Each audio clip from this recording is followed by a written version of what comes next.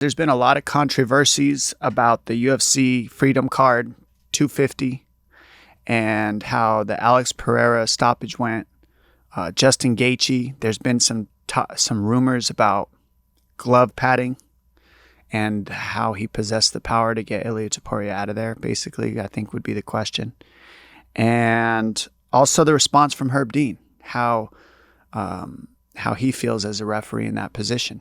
It's going to be interesting to see how this all plays out, but man, everybody's got a stake to claim in how they feel about it.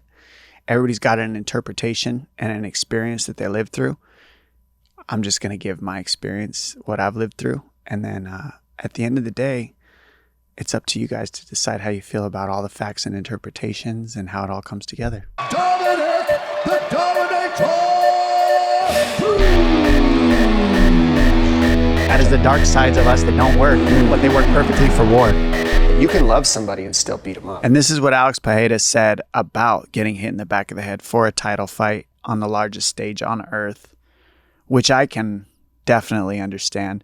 I think my biggest thing that I noticed is that he had spoken about, hey, I talked to the ref in the back before the fight. And that's the same thing I said about Keith Peterson when I fought Henry Cejudo on the biggest stage at the time. When I was fighting on the biggest stage in the world, it was during the pandemic. It was the only live sporting event on earth taking place. And so to me, that is huge. Let us fight. Let us go. Let us be who we need to be as professional fighters, which is, it's risky. There's nothing, I don't need you to save me. I need to save myself, or my corner can jump in and throw the white flag, I guess you would say, throw the towel. But when a referee jumps in and stops it early, or when a referee doesn't jump in and protect the fighter, which is the rules, at the end of the day, we're looking at the context of the rules and the referee's interpretation of it, and the rules and the fighter's interpretation of it, and who actually gets held accountable and who never will be held accountable. That's the baseline of what Pereira is talking about, is where's the accountability? Same question I was in. Where's the accountability? This is the greatest stage on earth. And it's a question that I'll come back to again.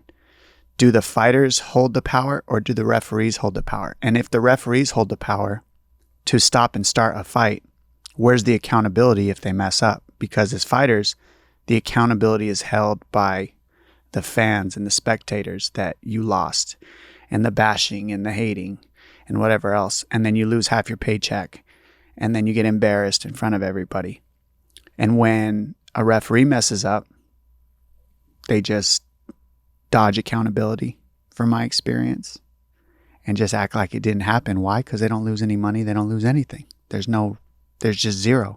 So we're both on the same stage, supposed to be at the highest level of the sport, but you can only be as high level as your weakest link. And if the referees are a weak link in the fight, then who holds the power? Question to be in.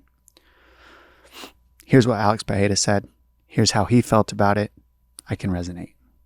Que se não fosse esses socos aí, eu acredito que se não fosse esses socos aí, dificilmente estaria naquela situação.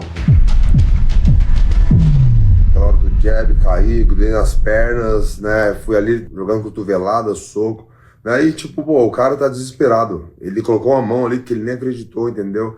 E aí ele queria terminar a luta de qualquer jeito, entendeu? O árbitro tava ali pra ver. O cara tá ali, me acerta, eu caio. Pô, ele começa a bater e tal. O cara tá vendo que é golpe ilegal, mas acho que ele pensa assim, mano, como é que eu vou parar essa luta, velho? Mano, é irregular, tá na regra. Você não vai estar errado se você parar. Isso tá na regra. O que me deixa mais indignado é que eu avisei ele antes, entendeu? Mas o cara não tem punhão, velho. O cara não é um homem de verdade, velho. Pô, você deu um golpe no cara, você tá ali, e aí tá batendo de todo jeito aqui, no cara tá batendo, pô, não tá vendo? Porra. Vê lá como que ela é, era posição diferente, mas eu tô lá, dei uma blitz, pô, nem um golpe legal. Eu olhava aqui, ó, toma aqui, ó, toma aqui. Aí batia aqui. Pô, não fui que nem louco, entendeu? Eu vou mostrar pra vocês, vocês vão ver, pô, as marcas, os inchaços, entendeu? Na nuca, entendeu? Isso aí não pode acontecer, velho. E esse árbitro aí, porra, pra mim não tem moral nenhuma. And now we'll take a look at what Herb Dean had to say on his defense of what Pereira is claiming.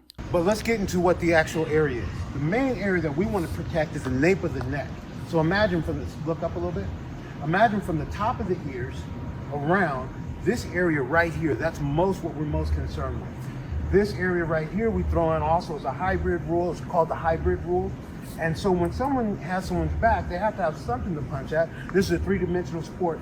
This area is okay to punch, but not directly here and not here. Dr. D, would you like to explain a little bit about that? Yeah, I mean, Herb really just laid it out anatomically great.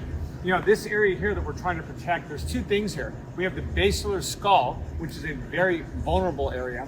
And then obviously we have the cranial cervical junction, which is where the brain attaches to the spinal cord, the first cervical vertebral body. So this would be the actual area that we'd be most want to protect during a fight. Okay, so how we got to this hybrid rule is actually when... So I think the biggest thing that I notice is right off the bat, you've got a doctor defending the referee, and who's defending Pereira. And this is what I went through is you got to think of who makes more money for the organization. Pereira, you got to pay money. And if the referees and the commission get proven that they made a mistake, it makes the organization who hires the commission or works with the commission, it kind of takes away from the power. So I'll never forget, after I went through this situation, I felt like they just immediately, no matter what, will side with the commission and the referee. Why? Because they need to move on to other fights. And if you try to say Herb Dean made a mistake, well, it kind of takes away from the legitimacy of the referee. You can't do that because they need him for further fights. And they need him much more often. You need Pereira one time, maybe 3 times a year. You need the referee every weekend. And so you're going to take the side of the referee. And I noticed that how come we don't have a doctor explaining the way that Pereira got punched in the back of the head? We only have a doctor explaining how Herb Dean was right. So I noticed that right off the bat is look at the defense. You know, and defense is generally the first admission of guilt. Generally speaking, it doesn't mean it's a fact that they're wrong, but it's like, what are you trying to defend with the doctor on your side now? How come Herb Dean's words aren't enough? And I'll never forget when I sat down with Herb Dean, there was no accountability. It was, I could see how he would have stopped it. And I'm watching the video going, I don't see that. Like, I'm in the middle of a prize fight for a world title on the only live sporting event in history, my head dropping a little bit to get back up to my feet while I'm following the rules. My argument in my own fight to be on what Pereira's, to understand what Pereira is feeling, I get it. Because there's so much passion. Nobody knows the amount of work, including the referee, that we went through to be in that position for them to say, to let illegal things happen or to stop the fight early. Like they didn't go through that. They just stood on the outside, put their shoes on in the morning, told their family goodbye, and their blood is not on the line. And then they're not going to be held accountable on top of that. So I get it. But in my fight, I look at it like I was doing everything that I needed to do when I was told in the back when you're defending yourself at all times, you have to be working your back up to your feet. We won't stop the fight. They stopped the fight after I had already worked myself back up to my feet from the ground. So if I messed up, then why did I stand back up? And we had 1 second left on the clock, and you stopped a world title fight with that being said. And I know that the fight was not over by any means. It was just not even close to over. I was completely coherent. I was there. I was in the fight. Otherwise, I wouldn't have got back up to my feet. That being said, I get how Pereira feels. Now, what he's saying is, I got hit in the back of the head. There's no accountability. This guy's not a man. I'm going to fight it. The reason I didn't fight it is because I knew that the organization was never going to side with me. And whether Pereira feels like they will or they won't, they won't. They're not going to side with him. They're not going to overturn this. They can't. There's too much on the line. What are you going to strip Gane of the belt because of that? Absolutely not. That'd be too much money. Everything would be up in the air again. No chance. There's too much money on the line if that happens from my experience. So instead of arguing, I just had to, bite it. And that's why I got so mad at Keith Peterson, because similar to what Pereira said, he said, I talked to Herb Dean in the back and told him, don't stop this too early because this is a war that could go on and, people get hit, things happen. Let me fight. I said the same thing to Peterson, Adrian, all nonsense, Keith Peterson. And didn't matter. That's what Pereira's mad about. He's like, I told him. And that's what I was mad about, is I told him. And the referee's human. And human error takes place. I get that. We're all human. The issue isn't that. The issue is that when the error takes place, the referees are not losing money. They're not losing their job. They're not being told that, okay, yeah, that was in the back of the head by a doctor. They're just getting defended by the organization and the commission and the doctors. And I could see clearly in that fight that he was getting hit in the back of the head. I mean, everybody on earth could see it. And I could see clearly in my fight that I was defending myself getting back up to my feet, which is what the referee tells you to do. So these are the arguments, but it doesn't matter because there's no accountability. And that's what Pereira's upset about from my experience of listening to him. If all of a sudden the referee got charged half their money, I think things would tighten up a little bit because we got charged half our money. I think that's what it comes down to at the end of the day. But all right, that's that. I do agree with Pereira, though. Those were shots to the back of the head. And I think what's frustrating is Herb Dean's over here with the doctor trying to say how he was right and he didn't take any accountability. Like, that's what's cowardly. Like, show up. Yeah, I could see how those were in the back of the head. Or when I show the video and I'm over here humbly going, look, I'll look at what you're saying. Tell me what you think. And I work my way back up. And then I have a little dip in my head before I stand back up to my feet in the middle of a fight after I get dropped. And they say, oh, I could see how he would stop it there. No, you can't. You're just having the side of the person that you need to so that you guys can keep making your money and look right. And that's what's frustrating is as fighters, we get shafted and nobody's defending us in these situations, but everybody's defending the commission and the referees when they don't lose half their money. It's crazy. So I feel you, Pereira, and welcome to the club. Justin Gaethje is another topic I wanted to go over. I've seen a couple pictures on the internet about his glove, and this isn't much to me, but if people are going to talk about it and make things up, let's talk about it. That little blob in the bottom of his glove of tape. I mean, it's so hard to get extra padding in these gloves. I'll just say you can barely wrap your hand in the first place to get them and then slide them into the glove because you're also wearing the smallest glove possible. We try to fit the smallest glove we can so that you can fit the tape in there. So I'm sure he did that. And then what can happen is you can literally pull from the bottom and try to get the tape down because it sits, as you can see, it sits right here. The tape generally, it's like a little strip, and you can kind of try to get under and try to pull it down so that it sits right here. And then you have like a little roll of nickels type of thing. That's what you're seeing there. It's like he can hold on, and you see all the time guys are always fidgeting with their gloves. It's because, when you're in training, you do the same thing with your hand wraps. Like you'll kind of try to get a little roll right here so that you can feel like you have something to grip with your punch. And then that puts some stability inside. And that's the argument, I would imagine. Me personally, I don't see that as an advantage enough to create the win for Gaethje and to give him the power he needs. I think he had the power because he was standing in front of Ilia Topuria, and Ilia Topuria is flat-footed and went straight on the center line at him. And that's actually where Justin Gaethje is the most powerful, is directly down the center line. See, they're just right in front of each other. And this is where also Topuria is the strongest. So the thing is, Justin Gaethje ate Topuria's best shots, and Topuria could not eat Justin Gaethje's best shots. And I think that's why people are talking about it. The one thing I will say is the body work is what did the difference, because Justin Gaethje's head is so strong. He could eat the shots to the head, but those body shots are what exposed how you got to beat Justin Gaethje. He might not be able to eat those shots to the body the same way as he can to the head. And here's where Topuria might have made the mistake, is trying to get the finish by going for the grappling position, instead of having him stand back up and just keep racking his head, keep messing up his brain, and keep punching his brain. But this allowed the body shot. This allowed Gaethje to recover. I mean, I was talking about this on my own social. And right here, he's going for a reverse triangle, which is the same thing that Khabib attempted. And he transitions to the armbar. And then after he transitions to the armbar, this is really nice, by the way he pulls the leg over. But Gaethje clearly has been working on his defense. And you can tell here.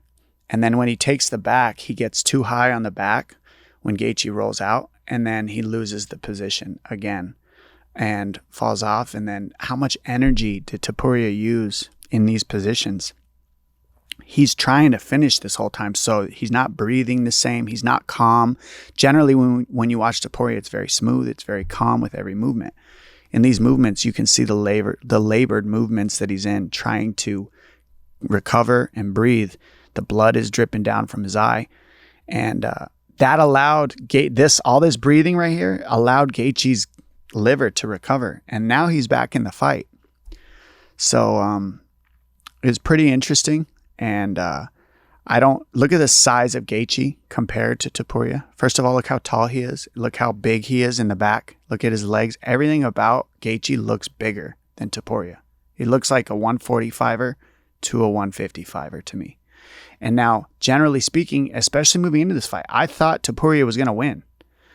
But I thought his speed and his power mixed together would work. But he stood in front of a bigger, more durable Justin Gaethje. That's what it came down to. I think the size of Justin Gaethje in this fight was overlooked a little bit. And it was by me too, because I really thought, I mean, you saw in the first 2 rounds, to me, Topuria was winning both first 2 rounds. Like, it was closer in the first than the second. But I mean, you could see why everybody picked Topuria to win in the first 2 rounds when you see the second round. He laid Justin Gaethje out, and he had Justin Gaethje on his heels the whole fight. Anytime Topuria had Gaethje on his heels, he was winning the fight. The second he got tired from beating up Justin and Justin could take the damage, which is what Justin spoke about. He's going to find out he's human when I come back into the 3rd round, and then he's got to realize I'm still there. Yeah, that's exactly what happened. Now you got to deal with the cardio. Now we've got almost like, this is something I did a lot, is I like to take us to the end of the race and then start the fight. This is what Justin Gaethje does. He's going to say, okay, let me just survive how much faster, how much cleaner, how much technical you are in the beginning of the race. And then let's get like almost to the end of the race. And then let's start our sprints there. And that's what Justin Gaethje did for 2 rounds. He said, all right, show me how great you are. Show me how fast you are. I equated a lot to the mile. When you do 4 laps, some people just take off and they sprint those first 2 laps. By the second 2 laps, they slow down, and then I keep the same pace the whole time and just pass them. This is what Gaethje did. He kept a constant drip of pace. Whereas when you watch Topuria, he sprinted crazy the first 2 rounds. And he banks on that kind of sprint, that kind of power, that kind of heading off, that kind of pressure will break people. Well, it didn't break Justin Gaethje. And that's the thing that the analytics don't show, is heart and will. You can't equate that. And that's what makes MMA so impossible to judge, is if they survive the onslaught of the damage, does the heart and the will pull them through? That's what nobody could analyze about this fight with Topuria. We know the skills were higher for Topuria in the first 2 rounds, and so you're going to go with what you know. You're not going to say, well, in the first 2 rounds, that Gaethje's got a lot of heart and a lot of soul. Like, you have to go with the facts, and the facts are he's faster. Topuria's faster. He slips. He moves his head. Justin Gaethje never wrestles. He never tries to wrestle. He never grabs a hold of you. He just stays free-flowing and open and tries to box with you. So Gaethje did a lot of crashes in this matchup too, which made the fight different. But you have to look at the analytics of how habits show up. And habitually, Justin Gaethje showed up different in this fight than he has in any of his past fights. He got throws. He got takedowns.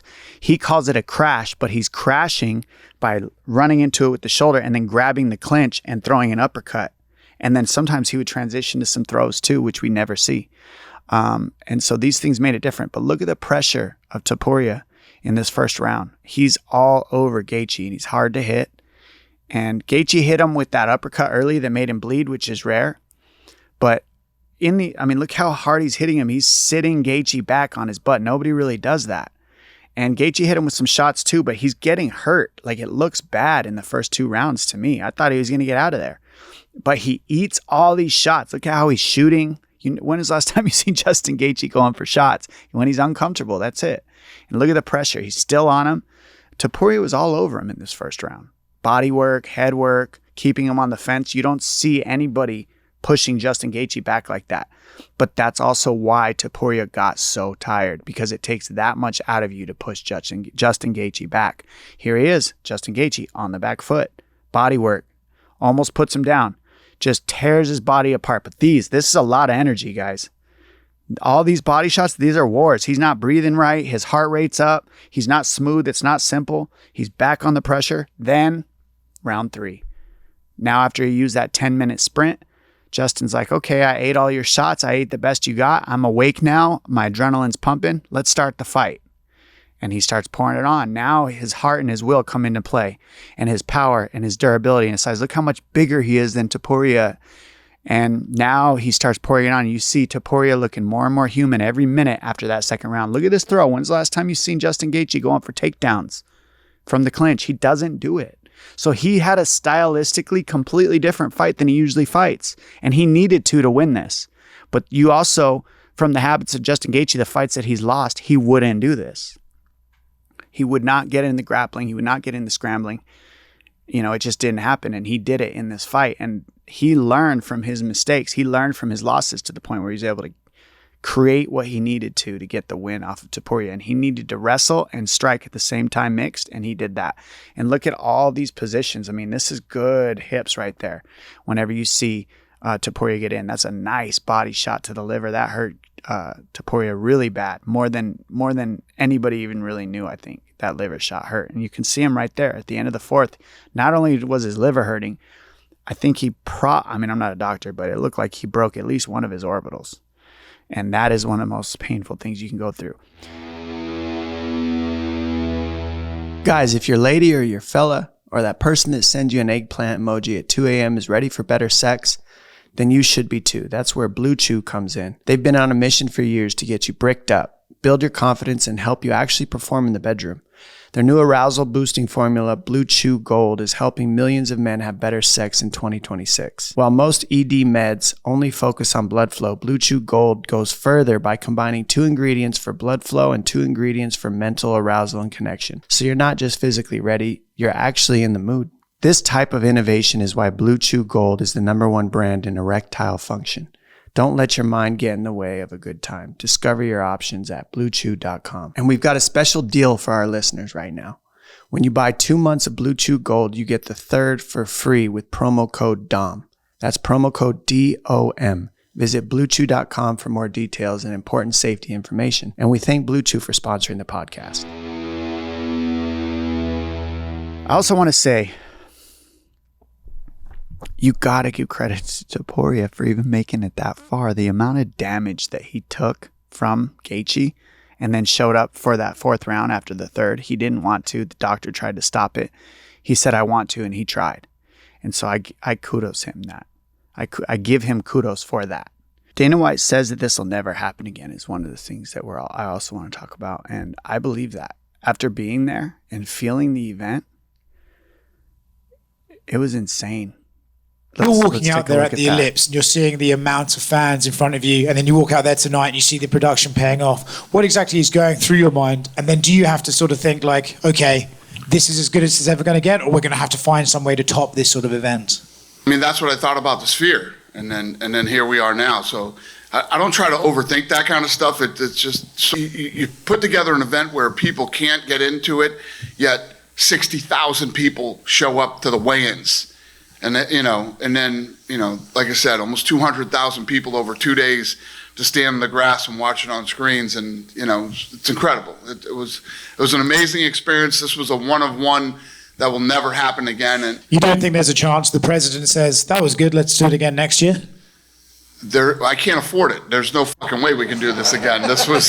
I'll never do the Sphere again, and we'll never do this again. Yeah, my perspective of it is a little different than most because I wasn't watching the entertainment. I was part of the entertainment in the sense of I was behind the scenes listening to what's being told to us on our ears, sitting in a storage container underneath the bleachers before the fights, watching everybody run around with their like a chicken with their head cut off, hearing how on edge everybody was that was working 18-hour days for the crew for a whole week. Things like that costs a fortune, not just to the souls and the lives of people, but also just to the pocketbook of Dana White and the show. Not that they can't afford it. That doesn't bother me one bit. They can. They're billionaires. But it's just not economically sound. However, for the event, it was. And I said congratulations to Dana because, like I said, this is never going to be done again. To be able to create this in the elements and to be able to beat the elements when not just media sources and meteorologists saying how the storm was going to hit that didn't ever hit. You're dealing with the elements of nature while you're dealing with the elements of politics, while you're dealing with the elements of fighters. Those are three things that are just a nightmare to deal with, especially if they're running the show. And he did it. And it was quite a thing to see, a promoter do that. I don't think people know, unless you're trying to promote a show, how much stress that's going to cause and how hard that actually is. And then on top of that, to have 7 finishes and 7 fights while in those elements is unheard of. And I said this early on in my predictions. I didn't know how the fights were going to go, but I did see this, how when everybody's complaining, you got so many media sources complaining about how these fights didn't make sense and how it wasn't the best card and the Netflix card is better. What are you saying now?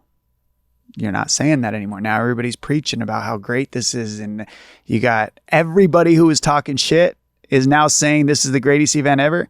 That's right. It always was. And you guys are haters. Just admit that. Stop being haters, because they're going to prove you wrong every time. It's a worldwide event. That card wasn't built according to, all right, this is number 3 and this is number 4. That's not how you get 7 knockouts in 7 fights. You get 7 finishes in 7 fights by letting go of the rankings and creating fights that make sense for entertainment. And that's what the White House card was. That was an entertainment card for entertainment for the military and to represent freedom. Even the card was built off of freedom because it wasn't linked to the layout of rankings. It was linked to the layout of entertainment. And I said this before the fight, that this fight was built for knockouts. It was built for finishes. It wasn't built according to the statistics of analytics of where people are ranked. The rankings did not matter in this card. And that's what made it what it was. When you follow the rankings, you get closer fights. You get more decisions because these fights are more evenly matched. I get that. But this Freedom 250 fight was about freedom and entertainment, number 1. And we got that. And when you actually trust people to follow those things and create something off of it, what I learned by watching the culmination of this event being built is everybody's going to hate on it. And then when it's all over, everybody's going to cheer for it. That's the way it works. How many people can agree that that's how your life goes too? We can all agree on that. So, I don't know, it was fascinating to be part of the experience and to be part of the entertainment and to hear all that goes into it. Like for me, we were set to be out on the lawn for the whole fight card. And then because the elements and because the meteorologist suspected the storm, we got put into the White House. I should have never been in the White House drinking tea on a plate. Like that should have never been me. But I got to, because thanks, meteorologist, you were wrong. And you put us inside the White House where I didn't belong. And I got to play. So, man, it was a win-win for everybody at the end of the day. I got to spend the whole show inside the White House. I got to watch Dana White and Trump walk out and then watch the flyby over the top. I got to eat food in there. I got to sit with all the military and take pictures with them. And I'm just so proud of America. So to be on a Freedom 250 card made me proud. And that Freedom 250 card was about lifting up the military and saying thank you to the military, not to the president, but to the military and for the things that they do so that we can be free. And that was a show to represent freedom of the United States and the military. And they got it. And so they're just following the orders of the top. And when we're in the UFC, we're just following the orders of Dana White. At the end of the day, he's the president. So whether we agree with him or not, we all got to follow. That's just the way it is if you want to fight in the UFC. And if you want to be in America, you got to listen to the president. It's just the way it is. You don't have to agree, but I think that to be mad at that event is to be mad at the service members that are giving everything, just listening to what their boss tells them to do. And they don't deserve that. And so I love them for what they're doing for us, all the service members, all the first responders, the police officers EMTs, everybody who works in public service. I salute you. I thank you for the freedom that we have so that everybody can give their opinion, whether they want to talk shit or whether they want to say you're great. Thank you for fighting for that so that we have the space and the platform to even give our opinion without being shut down. Which takes me to my next topic, which would be Strickland, who got thrown out of the event. I went and looked up what was going on. He actually didn't get thrown out. He showed up when he wasn't supposed to, after everybody knew he wasn't allowed to come. And so then he got escorted out. He didn't go to jail. He didn't get in any trouble. He made it look like it because he's making so much noise. But no charges were pressed from what I understand. A dramatic exit.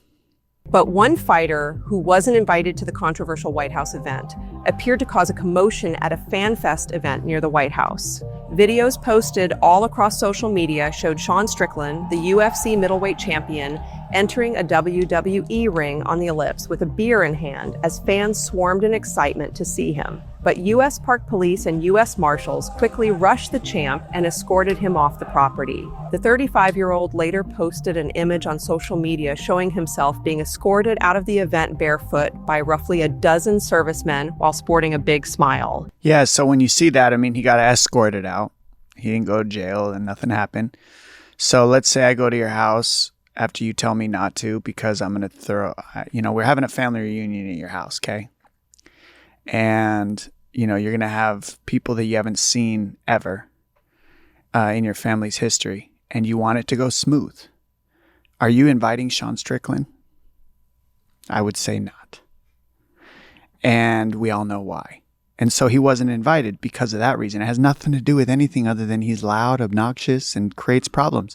And I enjoy it. It's entertaining to watch. But I could understand not wanting to invite him to something like that. And for every action, there's a reaction. So he's free to say whatever he wants. He's free to have whatever opinions he wants. And I get that. So am I. So are you. But there's always, if I say something crazy, there's going to be a reaction to what I say. Even though I'm speaking freely, I can speak freely, but there's always going to be a reaction because they have freedom of choice as well. The business that hears you or whoever hears my speech has an option to react to what I say because that's also their freedom. So the UFC, Sean Strickland's exercising his freedoms. The UFC's exercising their freedoms by not inviting him to their family reunion. And that makes sense to me. Of course he's going to get escorted out. But why did you show up in the first place if you weren't invited?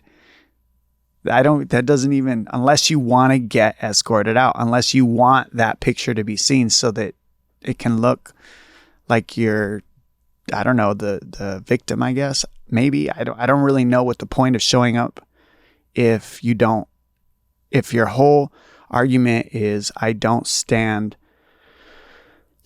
by this administration and what they're doing, then you just ended up showing up for it anyways. So I don't know. It just didn't make sense to me, but I'm not saying anybody's wrong or right in this stuff. I'm just explaining that, I understand both sides. I understand how Strickland's pissed off that he couldn't go to the White House event because it's the biggest event of the year.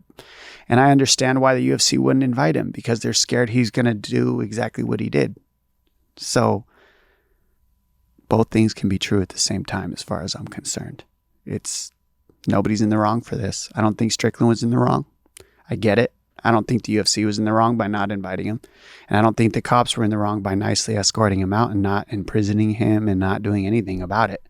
Just making him leave the premises when he was causing a ruckus. It all makes sense to me. What is Josh Hokit? He's a guy with 4 fights in the UFC that was just fighting on the White House card after his 3rd fight in the UFC. Why? Well, because of everything he's saying. That's why. Number 1, he says the things that is just, you can't believe it. And I've gotten more questions about Josh Hokit than any other UFC fighter in the past 6 months. And it's not because of his fighting. It's because of what he says and then he fights. It comes second. So now we're at a time where what we actually do means less than what we actually say because of social media. It's like, when I was growing up, it's actions speak louder than words.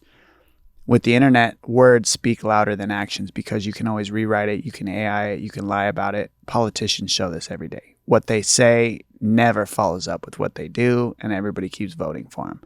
Well, this is Hokit. What he says really does match up with what he does, because then he goes and wins. So now you're with him and he's saying things that people will listen to. Whether it's true or not, I don't know. Nobody really knows, but it's sparking controversy. And because of that, he's going to get a title shot in 5 fights in the UFC. I think that's not even one full contract that he's worked through. And he's already getting a title shot. He's showing, him and Conor have shown a way that if you talk and then you follow up after you talk, then you get the shots. You get the opportunities, I should say. And because he spoke so crazy off the wall, I mean, there has not been one thing he said that wasn't off the wall. That is what's got him to the front of the line, the top of the algorithm, because that's the world we live in today, is the internet. The internet comes first. And no matter what you do, if you're not on the top of the algorithm, it doesn't matter what your actions are. You've got to be on the top of the algorithm. Otherwise, nobody's going to see you or listen to you. He's done that with the words he says. Stuff like this. Michelle Obama is a man. Am I right, America? And if we're talking about Hokit and he wants to get a title shot next and he wants to get to number 5, that just did it. Whether you agree with him or not doesn't matter. He's just trying to get his. He said that. And so even if you hate him, remember, you hating him is why he's getting the title shot. If you hate him, stop talking about him. Stop listening to him. Stop reacting to him. Stop caring about him. Stop caring about anything he says. Ignore it. If he fights, don't watch, but you won't. So blame yourself. Don't blame him. You're the one listening.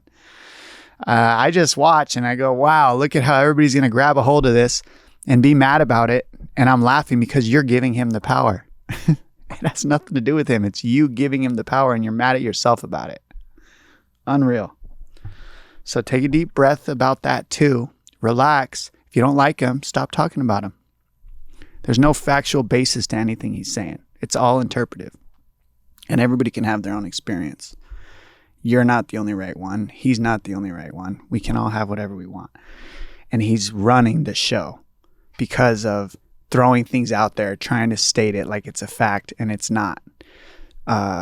It's very interesting to watch, and to watch this era with the internet that all you got to do is say it and everybody gets so outraged that the outrage moves you to the top of the algorithm. It blows my mind. And the more real you are and the more authentic you are and the more honest you are, you get put to the bottom of the algorithm because everybody's expecting to hear the right thing and nobody wants to hear the right thing. They want to hear the wrong thing. They want to see the house burn down. So whatever you're mad at, remember that's what's going to get moved to the top of the algorithm. So that's what Hokit's biting on for you. He's giving you what you want. Don't be mad at him. Don't be mad at me. I'm just the messenger. We're watching it happen in real time. So pay attention to the things that you get triggered by, because those are the things that are going to move to the top. One of the questions that I also had, since we're talking about Hokit, is would Alex stay at heavyweight after that loss? And Hokit's calling him out. So, they've obviously had some words. I think that's, if you really hate Josh Hokit, that's the fight to make. I think everything that he has said will be solved. I don't think he can beat Alex Pereira. I don't. And I want to watch that fight. I want to see what he says before it. I want to see what Alex Pereira does to bounce back. His ego has been completely smashed from this last fight. Getting knocked out in 2 rounds, that doesn't happen to a guy like him. So Pereira knows what it's like to lose, but I know what it feels like to lose in the fashion that he did. And what that means is your lack of control takes you over. It doesn't feel like a real loss when you're Pereira right now. He doesn't feel like he lost. He feels like he lost to the referee. And that's really frustrating, but that also could set up this fight with Hokit and Pereira. Now, this could be the perfect matchup, the perfect storm. Anybody who hates Hokit, that's the fight you ought to make sure you tune into that fight, because I don't think he gets past Pereira. And I guarantee you Pereira wants that fight next. If I'm him, I'm asking for that fight yesterday, because that's an easy matchup for him stylistically. The hard part is obviously Hokit is more athletic. then I think you know until you're in there with him. He has natural adjustments and tendencies from his athleticism with his speed, his power. Being a football player, the way that he was, walking on the way he did in college as a football player, he adapts and adjusts well. And you could see through the Derek Lewis fight, how athletic he is. Like, the difference in athleticism is astounding when you watch the speed and you watch the movements at this weight class. But Hokit's a small heavyweight, and Pereira is not. He's a true heavyweight now. He could even lose 20 pounds and get his speed up and still be a huge amount bigger than Hokit. And also, Pereira has much better takedown defense than Derek Lewis. Derek Lewis has no range of motion. He can't lift his leg up. He can't move his body. He's the most powerful heavyweight we've ever seen in the UFC. He's got more knockouts than anybody in the UFC because he throws his hands with a crazy speed, crazy accuracy, and he hits hard. But he wasn't fast enough to even catch Hokit. It's like a turtle and a hare in there when you watch that fight. And even this, he actually survived longer than he should have. He ate so many shots. He's so durable that it's incredible to watch how he gets things done. And to think he's got the most knockouts in UFC history. When you watch that fight, I don't think anybody would believe it. But that punch right there, Derek Lewis has knocked the most people on UFC history with that punch you just saw a second ago that just missed Hokit. And Hokit knows those things are coming, but he's holding this close range. He's in the clinch at the right times. If you step out just a little farther, you're in damage and you're in risk of getting knocked out by Lewis. But right here, he's just wearing on Lewis. He's pulling his posture down, hanging on his head. That's old school wrestler stuff. Like, you just wear him out and then you do the work. Once you get him a little tired, you take away the fight. And that's what Hokit did. And then once he got him a little bit tired, now his speed works. He doesn't have the power to get him out of there with these one shots like Derek Lewis has, but he's able to touch him up and just frustrate him. I mean, look, Derek Lewis is so frustrated that those big punches, they look horrible, but they knocked out so many people because he like plays possum. But Hokit's either grabbing a hold of him and wearing on him, or he's all the way out where he can't hit him. And that's the perfect place to be. And that's the way you beat Derek Lewis. And he showed you exactly how to beat Derek Lewis. Not that it's easy, but he showed you how to do it. And then he said the things that you want to say in order to get put to the top of the algorithm, because that's what the fans want to hear. So everybody can be mad at what he's saying, but the fans are asking for it. Otherwise, he wouldn't be getting the shots. Blame yourselves. Don't blame Hokit. Have a good day. At the end of the Freedom 250 card, I think what I can take away from it is that is going to be a one and done. Even me getting to be in the White House was an accident. I wasn't supposed to be there. I was supposed to be outside with the bugs, and they put me in there. So what a blessing. I have nothing but gratitude. When I started this sport, we were on the second season of The Ultimate Fighter back in like 2005, I want to say, 5 or 6. And I was like, I think I'm going to do this. They didn't have my weight class. I was like, I think I'm going to do this rather than going to school. I could have never, in your wildest dreams, told you that not only would I become multiple time champion, but that I would end up getting to this point where I'm doing TV talking about it and breaking down fights, getting to be at the White House. It's a surreal moment. I'm in shock. I still haven't really completely soaked it all in, but I'll tell you one thing. I'm as grateful as you can get for everything that God has given me, and we'll leave it at that.